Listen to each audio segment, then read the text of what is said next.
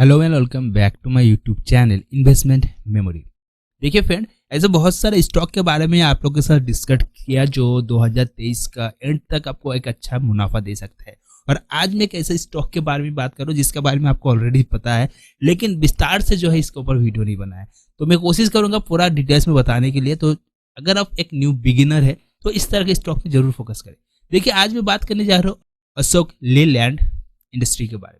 आपको पता ही होगा अशोक लेलैंड का जो प्राइस था बहुत ही कम देखने को मिला था, लेकिन इसका कुछ इंपॉर्टेंट इन्फॉर्मेशन है, इसका कुछ इंपॉर्टेंट न्यूज है जिसको आपको जानना जरूरी है अगर आपको स्टॉक मार्केट से पैसा लेना है। तो देखिए, इस कंपनी का बेसिकली करता क्या है, तो ये मैन्युफैक्चर करता है व्हीकल्स। जितना भी आपका कमर्शियल व्हीकल्स होता है ये मैन्युफैक्चर करता है। मीडियम हाई व्हीकल्स जितना भी होता है ये मैन्युफैक्चर करता है। और ये जो है इंडिया का second largest commercial vehicle manufacture करने वाला कंपनी है। एंड वर्ल्ड में जो है इसका काम भी हो रहा है, सिर्फ इंडिया में नहीं, ग्लोबली जो है ये अपना काम कर रहा है, मैन्युफैक्चर कर रहा है। तो ये कंपनी जो है विस्तार में अगर बात किया जाए तो ये कंपनी जो है सिंपल से आपको बता रहे हैं कि ये ईवी व्हीकल्स के साथ भी जुड़ा हुआ है और ईवी व्हीकल्स में भी ये काम करना स्टार्ट कर दिया है। और आपको पता है कि ईवी व्हीकल्स का डिमांड कितना हो सकता है 2025 के बाद। तो इस तरह के स्टॉक में फोकस करिए। अभी जो है इसका प्राइस लेकिन आपको बहुत ही कम देखने को मिल रहा है, लेकिन अगर आप लॉन्ग टाइम का विजन लेके इस तरह के स्टॉक को होल्ड करते हैं तो अच्छा खासा जो है आपको मोटा रिटर्न यहाँ से मिल सकता है। कंपनी का कुछ प्रोडक्ट के बारे में अगर बात करें तो यहाँ पर देखिए जिस टाइप का ट्रक्स वगैरह है आपको देखने को मिलता है। इसके साथ साथ अगर बसेस की बात करें तो बसेस भी है इसका, जैसे कि आप देख पा रहे हैं। और इसके साथ जो है लाइट वेट व्हीकल्स जो है, जो इस तरह का व्हीकल्स है ये भी आपको देखने को मिलता है मार्केट में। ओके, इसके बाद अगर बात करें इंजन का तो देखिए यहाँ पर जो है ये अपना पावर सोल्यूशन के ऊपर कुछ प्रोडक्ट मैन्युफैक्चर किया है, जैसे कि यहाँ पर जैसे कि देख पा रहे हैं डीजल जनरेटर, मेरिट इंजन, साथ ही साथ industrial engine, agriculture engine, gas जेनेक्स्ट।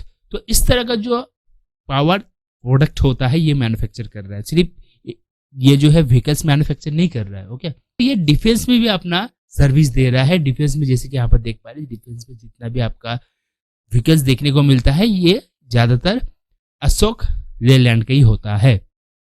ठीक है, इसके बाद अगर बात करें तो इसमें जो है आपको स्पेयर एंड पार्ट्स का भी बात किया गया है, जो ईवी व्हीकल्स में या फिर व्हीकल्स में जो ये स्पेयर एंड पार्ट्स का यूज होता है ये भी मैन्युफैक्चर कर रहा है। तो ये कंपनी जो है आपका एक व्हीकल्स मैन्युफैक्चर करने से लेके उसका स्टार्ट से लेके एंड तक जितना भी जरूरत वाला सामान है ये लेकिन मैन्युफैक्चर कर रहा है। और ऐसे ही ये इंडिया का second largest vehicles manufacture company नहीं बना है। ओके, अब ये जो कंपनी है देखिए यहाँ पर सिर्फ इंडिया में नहीं, यूएई में है, रसिया में है, नेपाल में है, कोडिवट में है, बांग्लादेश में है। इस तरह का कंट्रीज में जो है ये लेकिन अपना मैन्युफैक्चर का जो काम है ये कर रहा है। तो कंपनी एक जगह में नहीं है, ग्लोबली प्रेजेंट है। अब इस कंपनी का कुछ की पॉइंट के बारे में बात करते हैं जो बहुत ही इंपॉर्टेंट है। अगर आपको इस स्टॉक में निवेश करना है तो की पॉइंट को जरूर अच्छे से समझने का कोशिश करें। देखिए फ्रेंड, ये जो कंपनी है अशोक लेलैंड लिमिटेड, इसकी अगर बात किया जाए तो इसका जो परफॉर्मेंस है, ओके, इसका जो काम का परफॉर्मेंस है बहुत अलग अलग तरह का इसका काम है। कभी ये जो है ट्रक्स के ऊपर जो है इसका काम है, कभी इसका बस के ऊपर काम है। तो जो ट्रक मैन्युफैक्चर करता है इसका बारे में यहाँ पर डीपली दिया हुआ है। साथ ही साथ यहाँ पर बस मैन्युफैक्चर करता है, इसका मॉडल वगैरह दिया हुआ है, कितना ग्रोथ हुआ था 2022 में 11% का ग्रोथ देखने को मिले ये भी यहाँ पर दिया है।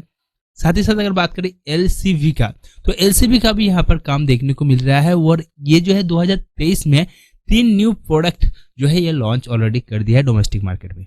ठीक है, जो स्टार्टिंग में आपको जो फोटो देखने को मिला था उसमें से 3 था।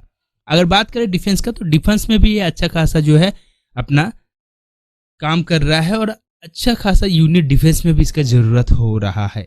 ओके, अगर इस कंपनी का रेवेन्यू का बात करें जो बहुत इंपॉर्टेंट होता है, देखिए एक कंपनी जो है 88% का जो रेवेन्यू है कमर्शियल व्हीकल से ये जो है ले रहा है। इसके अलावा फाइनेंस सर्विस से जो है 12% का रेवेन्यू जनरेट कर रहा है।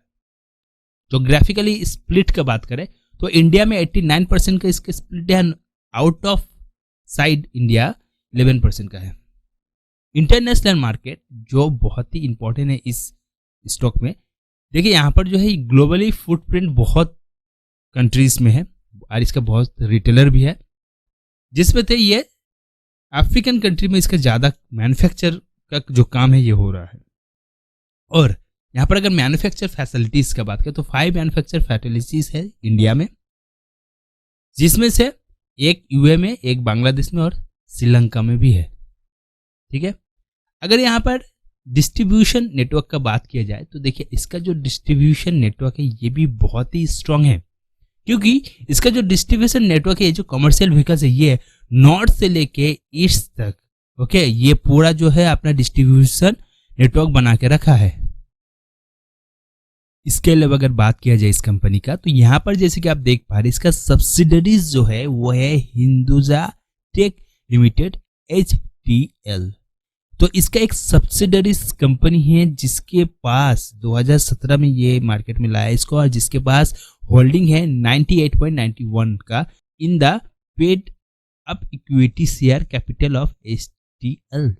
ओके, अब इंपॉर्टेंट बात करते हैं इसका। यहाँ पर देखिए, यहाँ पर जो है ट्रांसफर बिजनेस में जो है यहाँ पर बात किया है ट्रांसफर बिजनेस का, जो इस कंपनी का एक दूसरा मूव में ले जा रहा है इस कंपनी को फ्यूचर के लिए। अब यहाँ पर जो है electric vehicles business to switch mobility automotive limited, ये जो है एक कंपनी है जो इसी का ही कंपनी है।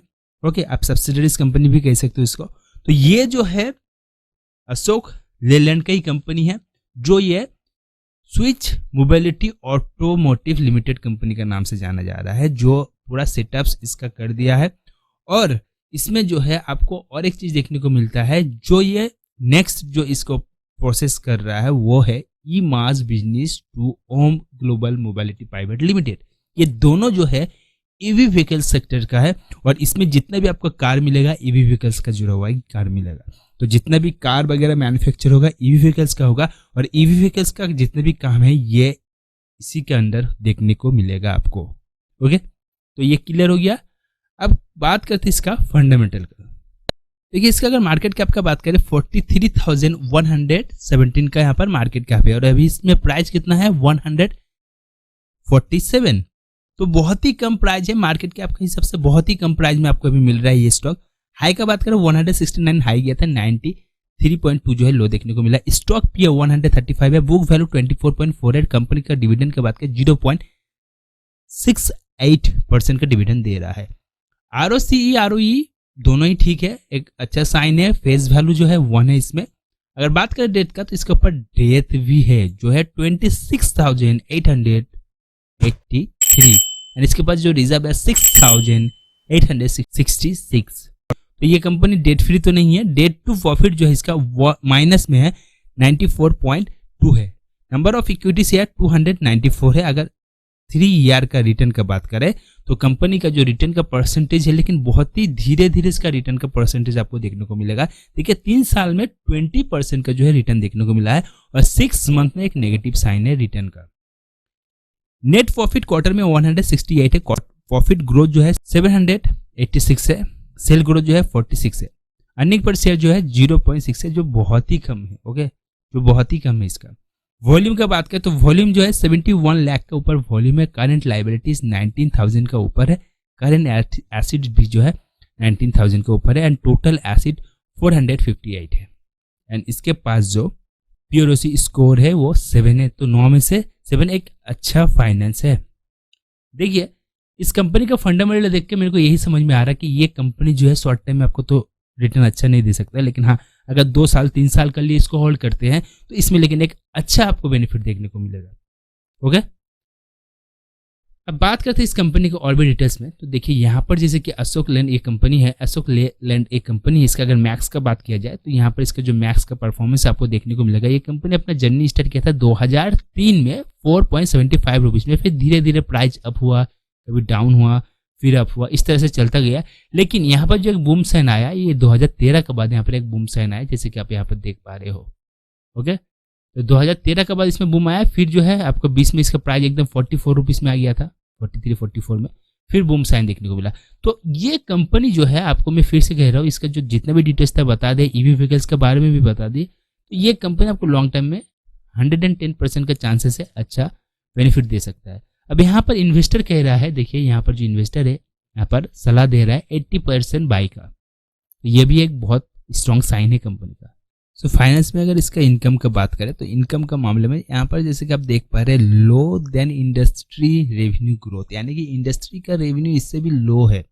इसका 5 साल में इसका ग्रोथ लेकिन अच्छा देखने को नहीं मिला है। डीराइजिंग मार्केट शेयर भी इसका परफॉर्मेंस अच्छा नहीं दिया है। देखिए इसका जो टोटल रेवेन्यू था 2020 में 22,522 का फिगर देखने को मिला था 2020 में, लेकिन 2021 में 20,000 यानी कि डिक्रीज हुआ इसका रेवेन्यू। फिर 2022 में 26,000 का यहाँ पर रेवेन्यू है और आज का डेट में जो है ये रेवेन्यू 34,000 के ऊपर जा रहा है। तो 100% चांसेस है 2023 में का एंड में ये जो है एक अच्छा बेनिफिट आपको दे सकता है रेवेन्यू में। इसके अलावा अगर इनकम का बात करें नेट इनकम का, तो देखिए नेट इनकम 2020 में कितना था 336, फिर जो है 22 में नेगेटिव देखने को मिला, 21 में नेगेटिव देखने को मिला, 22 में नेगेटिव देखने को मिला है और अभी जो है फिर से इनकम में एक पॉजिटिव साइन देखने को मिल रहा है। तो 2023 में फिर से मैं कह रहा हूँ कि एक अच्छा साइन देखने को मिल सकता है। अगर बात करें इसका कैश फ्लो के मामले में यहाँ पर जो इसका नेट कैश फ्लो है तो ये लेकिन आपका नेगेटिव था 2021 में, लेकिन 2022 में पॉजिटिव हुआ है, तो एक अच्छा साइन देखने को मिल सकता है। अगर फिर बात करें इसका होल्डिंग का, शेयर होल्डिंग का, तो यहाँ पर जो इसका शेयर होल्डिंग का परफॉर्मेंस है कुछ इस तरह से है जैसे कि यहाँ पर आप देख पा रहे हैं। अगर बात करें यहाँ पर जो होल्डिंग है तो यहाँ पर जैसे कि देख पा रहे हैं इसका टोटल जो शेयर होल्डिंग है वह 51% का, लेकिन उसमें से जो है 9.81 का जो है प्लेज है और बाकी का जो अनप्लेज है। इसके अलावा म्यूचुअल फंड जो है 12.78 है एंड एवर अदर्स डोमेस्टिक जो है 6.73 है। अगर बात किया जाए फॉरेन इन्वेस्टर का 17.59 है और अगर बात किया जाए रिटेल का 11.36 का रिटेल है। फिर देखिए ये जो कंपनी इसका अगर बात करें डिविडेंड का, तो डिविडेंड का जो मामला है यहाँ पर जैसे कि आपको क्लियर हो जा रहा है, डिविडेंड स्टार्टिंग से ये दे रहा है 2018 से डिविडेंड दे रहा है, बैक टू बैक आपको देखने को मिल रहा है। और भी अगर डिटेल्स में देखते हैं कि 2018 से पहले भी दिया है, 2012 में भी दिया है, 2010 से जो है डिविडेंड दे रहा है। तो डिविडेंड लेकिन ये दिया है तो डिविडेंड का कोई भी टेंशन नहीं है, कंपनी डिविडेंड दे रहा है। और इसका जो परफॉर्मेंस है, इसका परफॉर्मेंस एवरेज अभी देखने को मिल रहा है। अगर वैल्यूएशन बात करें हाई है वैल्यूएशन, ग्रोथ लेकिन लो है एंड प्रॉफिट जो है इसका हाई है और एंट्री जोन जो है एवरेज है। एंड अगर बात किया जाए इसका फ्लैग का, तो यहाँ पर कोई सर्विलेंस नहीं है, तो ये गुड साइन है। तो देखिए अगर आपको निवेश करना है इस तरह का स्टॉक में तो आप जो है लॉन्ग टाइम के लिए सोचिए, शॉर्ट टाइम के लिए इस तरह के स्टॉक लेकिन अच्छा आपको फिर से मैं कह रहा हूँ बेनिफिट नहीं देगा।